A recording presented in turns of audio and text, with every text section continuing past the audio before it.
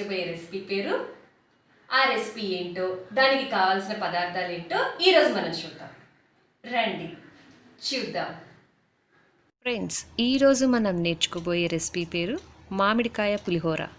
Friends, ఈ మామిడికాయ పులిహోరకి మనం ముందుగా స్టవ్ వెలిగించి ప్యాన్ పొయ్యి మీద పెట్టుకొని అందులో 3 స్పూన్ల ఆయిల్ని వేసుకొని వేడి చేసుకోవాలి.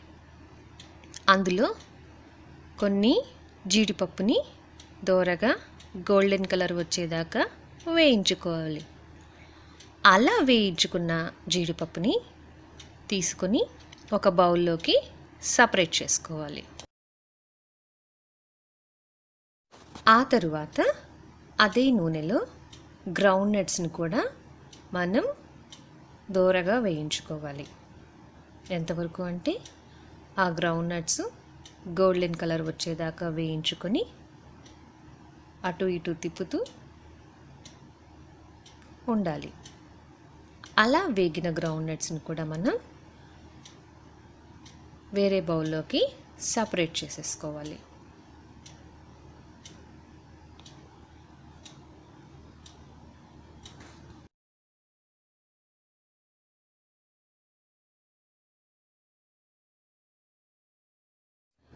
ఆ తరువాత అదే నూనెలో పచ్చిశనగపప్పు 1 స్పూను, మినపగుళ్ళు 1 స్పూను, జీరా, ఆవాలు, వీటన్నిటిని మనం గోల్డెన్ కలర్ వచ్చేదాకా వేయించుకొని అందులో 4 పచ్చిమిరపకాయలను కూడా యాడ్ చేసుకొని కరివేపాకును కూడా మనం వేసుకోవాలి.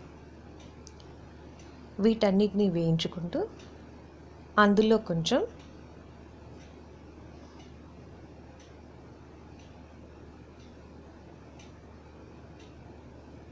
ఒక చిటికెడు పసుపు కూడా మనం యాడ్ చేసుకోవాలి. అలా యాడ్ చేసుకున్న పసుపుని అందులో కలిసేలాగా చక్కగా కలుపుకోవాలి. అలా అయిపోయిన తర్వాత ఆ మిశ్రమాన్ని కూడా తీసి ఒక బౌల్లోకి సపరేట్ చేసుకోవాలి.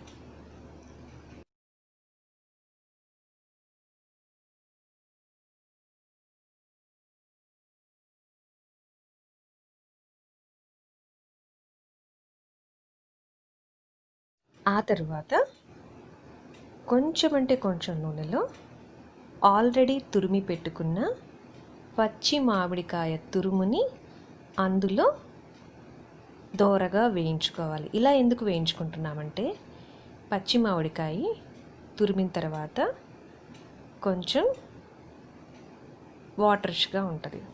అందులోని వాటరిష్నెస్ తగ్గాలి అంటే మనం ఆ తురుముని కొంచెం వేయించుకోవాలి. అది ఎంతసేపు అంటే 1 నిమిషం అయితే సరిపోతుంది.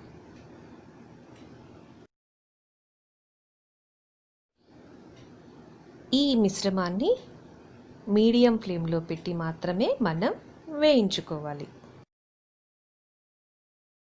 చూసారు కదా ఫ్రెండ్స్, ఈ వీడియోలో చూపించిన రకంగా మామిడికాయ తురుముని అటు ఇటు తిప్పుతూ అందులోని నీరు ఆవిరయ్యేదాకా వేయించాలి.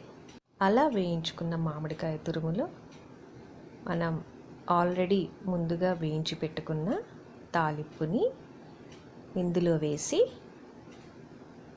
మనం వేయించుకోవాలి.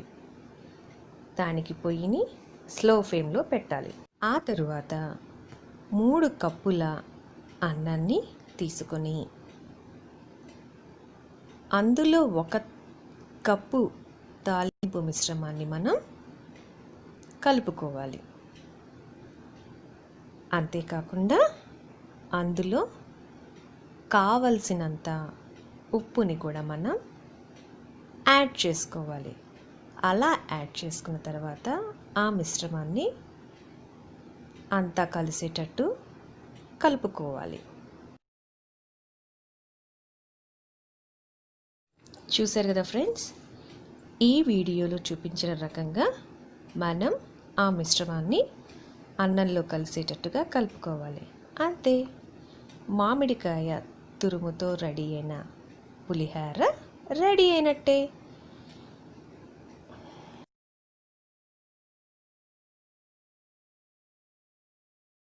ఇలాంటి మరిన్ని రెసిపీస్ మీరు చేయాలనుకుంటే ఎలైట్ దీప్తి ఛానల్ని చూడండి. అంతేకాకుండా పక్కనే ఉన్న బెల్ ఐకాన్ని మీరు క్లిక్ చేస్తే నేను ఎప్పుడైనా కొత్త వీడియోస్ అప్లోడ్ చేస్తే అవి మీకు నోటిఫికేషన్ రూపంలో వస్తాయి. అంతేకాకుండా లైక్ చేయండి, షేర్ చేయండి, కామెంట్ చేయండి. Thank you for watching my channel. Thanks for your support. మీ ఎలైట్ దీప్తి.